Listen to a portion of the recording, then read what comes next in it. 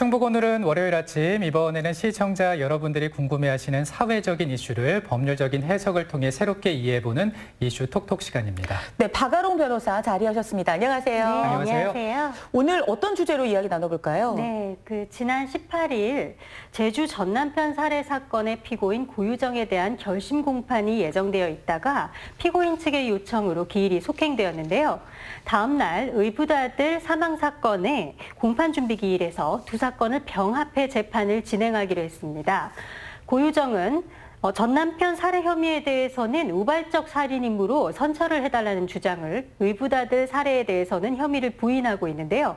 오늘은 고유정이 재판을 받고 있는 두 사건의 내용과 진행 경과에 대해 정리해 보겠습니다. 먼저 자료화면 보시죠.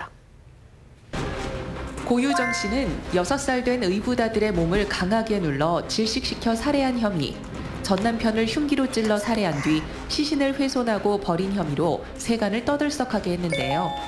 지난 19일 제주지방법원에서 열린 고유정의 의붓아들 살인 혐의 공판 준비 기일에서 검찰과 고유정 측의 요청에 따라 의붓아들 살인 혐의가 전 남편 살해 혐의 재판과 함께 다뤄지는 병합 심리를 결정했습니다. 또 의붓아들 살인 혐의에 대한 증거 조사를 위해 다음 달과 내년 1월에 각각 3차례씩 공판을 할 계획이라고 설명했는데요. 오늘 이슈 톡톡 시간에는 고유정 사건과 재판 진행 상황에 대해서 알아봅니다. 네, 고유정이 전 남편을 살해한 혐의로 구속된 뒤에 현 남편이 자신의 아들을 살해한 혐의로 고유정을 고소한 상황이 이어지고 있습니다. 그럼 먼저 전 남편 살해 사건부터 좀 정리를 할까요? 네, 고유정은 현재 남편과 재혼을 한 뒤 청주에 살고 있었는데요. 지난 5월 25일 면접 교섭을 위해 제주도에서 친아들과 함께 전 남편을 만났습니다. 고유정은 제주시 조천읍의 한 펜션에서 전 남편 강 씨에게 졸피뎀을 먹인 후 칼로 살해하고 시신을 훼손해 쓰레기 종량제 봉투에 나눠 담은 뒤 제주도 내 완도 해상, 김포 친아버지 집 등의 유기한 혐의를 받고 있습니다. 네, 정말 끔찍한 사건입니다. 네. 고유정은 어떤 동기에서 전 남편을 살해한 걸까요? 네, 고유정 측의 주장은 잠시 후 따로 정리해 보기로 하고요. 그동안 드러난 객관적 사실을 토대로 한 검찰의 주장을 먼저 보자면 고유정은 이혼 후 2년 동안 아들을 전 남편에게 보여주지 않았는데요. 전 남편의 신청에 따라 지난 5월 9일 면접 교섭을 하라는 법원의 결정이 나오자 이를 받아들이지 못하고 이후 2주 동안 인터넷 검색 등을 하면서 범행을 모의한 것으로 보입니다. 고유정은 5월 18일 자신의 차량을 가지고 배편으로 제주도에 들어갔고 25일 아들과 함께 전 남편 강 씨와 펜션에 들어가 그날 밤 강 씨를 살해했습니다. 고유정은 26일과 27일 펜션에 머물며 시신을 훼손해 미리 구입한 30여 장의 종량제 봉투에 나눠 담은 뒤 27일 펜션을 나섰다가 28일 저녁 배편을 이용해 제주도를 빠져나왔습니다. 네, 정말 말씀하시는 거 들어보면 끔찍한 일이 아닐 수가 없는데요. 근데 이제 이번 사건이 어떻게 해서 외부에 알려졌을까 이것도 궁금해지거든요. 네, 피해자 강 씨의 남동생이 전 부인을 만나러 간 형과 연락이 두절되었다라고 경찰에 실종 신고를 했습니다. 경찰은 만나러 갔다는 그 전 부인인 고유정에게 연락을 했고 고유정은 전 남편이 자신을 성폭행하려다가 실패하자 도망가 버렸다라고 거짓말을 했는데 경찰이 처음에는 이 말을 믿었다고 해요. 네. 그러나 펜션 인근 CCTV 영상을 통해 고유정은 펜션에서 나왔으나 강 씨는 나온 기록이 없었다라는 점이 밝혀졌고요. 그럼에도 강 씨의 휴대폰 기지국 신호가 펜션에서 멀리 떨어진 제주시 이도 1동에서 끊어진 점, 강 씨의 차량이 3일 내내 아무런 이동 없이 마트에 주차되어 있었던 점 등 수상한 정황이 다수 드러났습니다.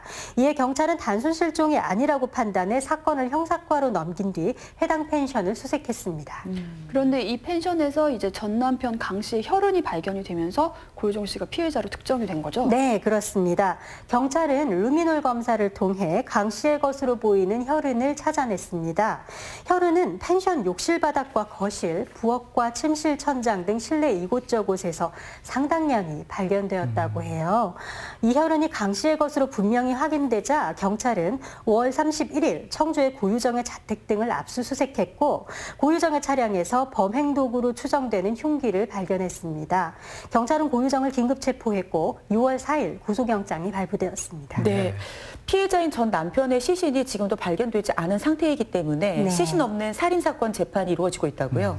고유정이 5월 28일 제주항에서 출발하는 완도행 여객선을 타고 가다가 1시간쯤 지난 후 여행 가방에서 내용물을 알 수 없는 봉지를 꺼내 바다에 버리는 모습이 여객선 CCTV에 포착이 되었습니다. 해경은 시신을 바다에 버렸다는 고유정의 진술을 바탕으로 수색을 진행했지만 시신을 찾지 못했고요. 그 상태로 3주 이상이 흐르자 해상 수색은 축소되었고 쓰레기 소각장과 재활용센터 등을 수색하게 되었습니다. 유족들은 간절히 시신을 찾기를 기대하고 있는 와중에 김포시 소각장과 인천 재활용업체에서 강 씨의 것으로 의심되는 뼈 조각이 발견되었다는 소식도 있었지만 결국 동물의 뼈로 확인이 네. 되었고요. 이후 지금까지 시신은 전혀 찾지 못한 상태입니다. 그래서 이제 결국에는 시신이 없는 상태에서 유족들은 이 몇 가닥의 머리카락 그리고 옷가지만으로 장례를 치렀다고 하더라고요. 네, 그렇습니다. 유족들은 3개월을 기다린 뒤 8월 27일 평소 강 씨가 즐겨 쓰던 모자에서 찾은 머리카락 7개로 장례를 치렀습니다. 고유정은 완전 범죄를 염두에 두었는지 범행 직전 마트에서 흉기와 표백제, 베이킹 파우더, 고무장갑, 세제, 세숫대야, 청소용 솔, 먼지 제거 테이프 등을 구입했는데요. 범행 이후의 흔적을 말끔히 지우기 위한 준비를 치밀히 했던 것으로 보입니다. 고유정은 이 물품들을 카드로 결제한 후 포인트 적립까지 받은 것으로 확인되어서 유족과 국민들을 아연하게 했습니다. 네. 정말 유족들의 마음이 말이 아닐 것 같은데요. 그렇습니다. 그런데 이렇게 시신을 찾지 못했던 이유 중에 하나가 경찰의 초동 수사가 부실했다라는 의견이 있는데 이 점은 어떻게 보시나요? 네, 경찰은 초반에 이 사건을 단순 실종신고 사건으로 판단했던 것으로 보입니다. 가장 중요한 자료라고 할 수 있는 펜션 인근 CCTV 영상도 경찰이 아닌 유족들이 직접 확보해 경찰에게 제출을 했고요. 경찰은 그때서야 살인사건으로 수사를 시작하게 되었죠. 이처럼 대처가 늦는 바람에 범죄 현장이 전혀 보존되지 않아서 펜션 주인이 자체적으로 청소를 해버렸고요. 고유정의 집을 압수수색하고 고유정을 긴급 체포할 당시 주요 증거 중 하나인 졸피뎀이 들어있는 가방을 빠뜨려서 이것을 현 남편이 챙겨서 제출하기도 했습니다. 또한 범행일로부터 3일 뒤인 5월 30일 제주도 내에도 시신이 유기된 정황이 밝혀졌으나 다음 날 도내 쓰레기 매립장에 간 경찰이 이미 고열로 소각 처리된 뒤라 일부도 수습할 수 없다라고 하면서 수습을 아예 진행하지 않은 사실이 뒤늦게 밝혀지기도 했습니다. 네, 정말 이제 시신을 찾기가 굉장히 불가능한 상황이 된 건데요. 네. 자, 이렇다면 이제 궁금한 게 고유정과 고유정 측 변호인은 어떤 주장을 하고 있는 겁니까? 고유정은 전 남편이 변태성욕자이며 고유정에게 변태성행위를 강요했었다라고 주장하고 있습니다. 그리고 사건 당일 자신이 수박을 썰려 하고 있는데 전 남편이 자신을 성폭행하려고 뒤에서 달려들어 미친 사람처럼 저항하다가 들고 있던 칼로 찌르게 되었다라고 하면서 우발적 살인을 주장하고 있습니다. 고유정의 이러한 주장에 대해서 유족들은 고유정이 선을 넘어 고인을 모독하고 있다며 크게 분노하고 있습니다. 그런데 이제 고유정이 인터넷에 검색한 검색어를 보니까 뭐 혈흔 그리고 뼈무기 이런 것들이 나왔다고 하지 않습니까? 네. 이 검색 이유에 대해서 아주 황당한 얘기를 했다고요. 네, 고유정이 말씀하신 단어들을 미리 인터넷으로 검색한 사실은 계획범죄임을 추측하게 하는 정황들인데요. 이에 대해 고유정은 혈흔은 생리 후 지어지지 않는 혈흔 때문에, 졸피뎀은 버닝성 사건 때문에 궁금해서 뼈무게는 현 남편에게 감자탕을 끓여주기 위해 각각 검색을 했다는 상식적으로 납득하기 어려운 주장을 했습니다. 네. 네, 이런 고유정의 주장에도 불구하고 이걸 우발적 살인으로 보기 어려운 증거들이 다수 있다고 들었어요. 네, 압수물 중 혈흔이 나온 부분에 대해서 검사를 한 결과 두 곳에서 수면제인 졸피뎀 성분이 검출이 되었고요. 해당 부분은 피해자의 DNA가 검출된 혈흔이라는 점이 분명히 확인이 되었습니다. 졸피뎀을 먹은 사람이 고유정의 주장과 같이 적극적으로 성폭행을 하려고 덤벼들었다라는 것도 사실 쉽게 믿기 어렵고요. 그 이전 고유정이 흉기와 표백제 등 범행 흔적을 지우기 위한 물건들을 다량 구입한 사실도 드러났기 때문에 우발적 살인이라는 고유정의 주장이 인정될 가능성은 높지 않다고 봅니다. 네. 자, 이제 또 혐의를 받고 있는 의붓 아들 살인 사건에 대해서 좀 내용을 정리해 주시기 바랍니다. 네, 전 남편이 사망하기 약 3개월 전인 2019년 3월 2일 오전 청주시 상당구의 한 아파트 고유정의 집에서 현 남편의 전처소 생아들인 홍모군이 숨진 채 발견되었습니다. 당시 집에는 홍모군과 고유정, 현 남편 홍 씨만 집에 있었는데요. 고유정과 현 남편 홍 씨는 경찰 조사에서 잠에서 깨보니 아들이 숨져 있었다라고 말했다고 합니다. 이후 국과수 정밀 부검 결과 특정 부위가 아닌 전신이 10분 이상 강하게 눌려 질식사했을 가능성이 높고 사망 시각은 새벽 5시쯤으로 추정된다는 결과가 나왔습니다. 그런데 처음에는 이제 경찰이 고유정과 함께 현 남편인 홍 씨를 피의자로 또 입건을 했었다고요? 네, 그렇습니다. 네. 고유정은 사건 당일 다른 방에서 자고 있었고 왜 사망했는지 전혀 모르겠다. 남편의 잠버릇이 좋지 않고 자신도 자다가 남편에게 눌린 적이 있다라는 주장을 했는데요. 이에 대해 홍 씨는 아내가 아들이 숨지기 전날 저녁으로 카레를 줬다면서 전 남편을 살해했을 때처럼 수면제를 탄 음식을 먹이고 아들을 살해한 것으로 확신한다라고 주장을 했습니다. 홍 씨는 충북경찰에 대해 경찰이 고유정을 돕는 조력자 같다라고 하면서 수사가 진행 중인 청주 상당경찰서가 아닌 제주지방검찰청에 고유정에 대한 고소장을 제출하기도 했습니다. 네. 자, 이제 수사 결과 경찰과 검찰은 고유정이 의붓 아들 홍군 역시 살해한 것으로 판단을 했습니다. 네. 그리고 살인죄로 추가 기소가 되었는데요. 지난 19일 1심 공판 준비 기일이 열렸는데 진행 상황이 어땠나요? 네, 검찰은 사망한 홍군을 부검한 법의학자와 현 남편 홍 씨의 머리카락에서 독세핀 성분의 수면제를 검출한 국립과학수사연구원의 감정관, 홍 씨의 수면 습관을 조사한 제주대학교 교수 등을 증인으로 신청했습니다. 이들의 증언을 통해서 검찰은 홍 씨의 잠버릇으로 아들을 사망에 이르게 했다는 고유정의 주장에 대한 반증을 제시하고 홍군의 사망이 의도적인 타살이었다는 점을 밝히려고 할 것으로 보이는데요. 아울러 고유정의 휴대폰 등을 통해 고유정이 홍군 사망 추정 시간에 혼자 잠을 자지 않고 있었다라는 점, 고유정이 4개월 전부터 갑자기 홍 씨가 잠결에 자신의 몸을 눌렀다는 내용의 문자 메시지를 보내기 시작한 점 등은 계획적 범행에 대한 정황이 될 수 있겠습니다. 네. 그런데 지금 고유정이 강하게 혐의를 부정하고 있는 상황에서 정황 증거만 있고 직접 증거가 없는 것 아니냐는 염려도 있다고 들었어요. 네, 현재까지 직접적인 증거가 외부로 드러난 바가 없습니다. 검찰은 그렇지만 직접 증거가 있으나 지금 공개할 시점이 아니라서 아직 공개하지 않고 있다라고 하면서 재판 진행 경과에 맞추어 가지고 있는 증거를 제출하겠다고 밝혔습니다. 네.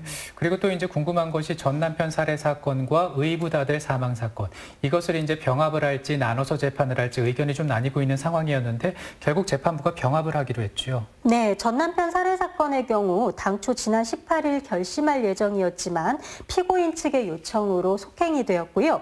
다음 날 열린 의붓 아들 사망 사건의 공판 준비 기일에서 재판부가 두 사건을 병합해서 심리하겠다라고 결정을 했습니다. 검찰은 앞서 두 사건을 함께 심리해야 고유정이 자신의 범행에 상응하는 형을 선고받을 수 있다라고 하면서 병합 심리를 신청을 했고요. 전 남편 홍 씨 측도 사형 판결 가능성을 높여야 한다며 병합 심리를 요청한 바 있습니다.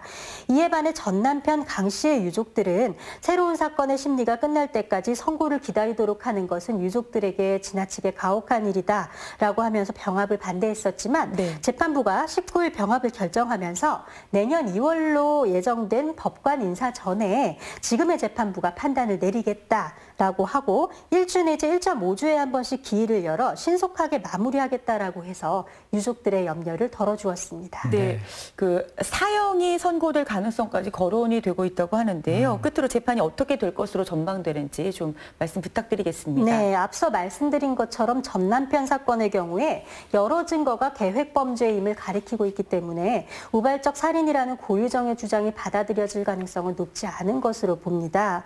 의붓 아들 사망 사건의 사건의 경우 현재까지는 정황 증거밖에 드러나지 않았다고는 하지만 그 정황 증거들이 공소 사실을 뒷받침하는 데 꽤 도움이 되는 자료들로 보이고요. 검찰이 아직 공개하지 않은 직접 증거가 있다고 하니 이것을 지켜보아야겠습니다. 형에 대해서는 검찰이 아마 사형을 구형할 것으로 보이고요. 대법원이 사형 선고에 이제 그러나 신중한 입장입니다. 2018년 중학생인 딸 친구를 유인해 성추행하고 살해한 이영학이나 2012년 20대 여성을 토막살인한 오원춘에게도 1심에서는 사형이 선고되었다가 대법원까지 가서 결국은 무기징역형이 확정이 된 바 있는데요. 마지막으로 우리나라에서 사형이 확정된 사건은 2015년 8월 배관수리공으로 위장해 옛 여자친구의 부모를 살해한 사건인데 아시다시피 그렇지만 우리나라는 현재 사형을 집행하지 않고 있죠. 네. 이 사건의 경우에 무기징역형이 선고될 가능성이 조금 더 높을 것으로 보이고요. 그렇지만 워낙 잔혹하고 치밀한 범행인데다 의붓아들 사건까지 유죄로 인정될 경우 불과 3개월 사이에 이렇게 끔찍한 범행을 연이어 저질렀다는 점이 고려되어서 사형까지 선고될 가능성이 낮지는 않겠습니다. 네.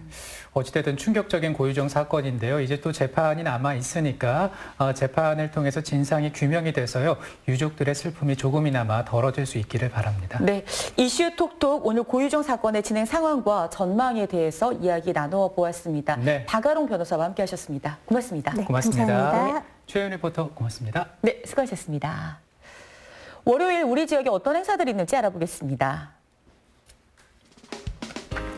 4회 고3 문화축제 더 비기닝이 충주시 문화회관에서 오전 9시에 시작합니다.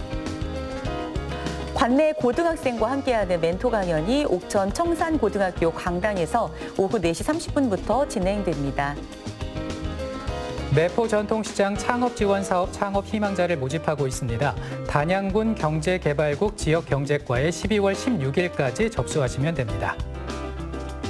1인 미디어 크리에이터 과정 청년 아카데미 수강생을 모집합니다. 괴산군 미래기반팀으로 문의하시기 바랍니다. 십수년간 방치된 전통시장을 지난 2012년 전국 유일의 삼겹살 거리로 특화해서 재탄생시킨 음식거리가 있습니다. 바로 청주 서문시장 삼겹살 거리인데요. 어제 아주 좋은 일이 있었습니다. 그렇습니다. 농림축산식품부가 주최한 외식업 선도지구 경진대회라는 것이 있는데요. 이 경진대회에서 청주 서문시장 삼겹살 거리가 최우수상을 받았다고 하네요. 네, 외식업 선도지구 경진대회는요. 전국 270여 개의 외식업 지구와 음식거리 가운데 특색이 있고 경쟁력이 있는 곳을 선도지구로 발굴해서 외식의 활성화 또 외식문화 선진화 등을 지원하고 있는 그런 행사라고 합니다. 네, 사실 요즘에 그 맛집 투어, 맛집 관광에 대한 관심이 높아지고 있는데요.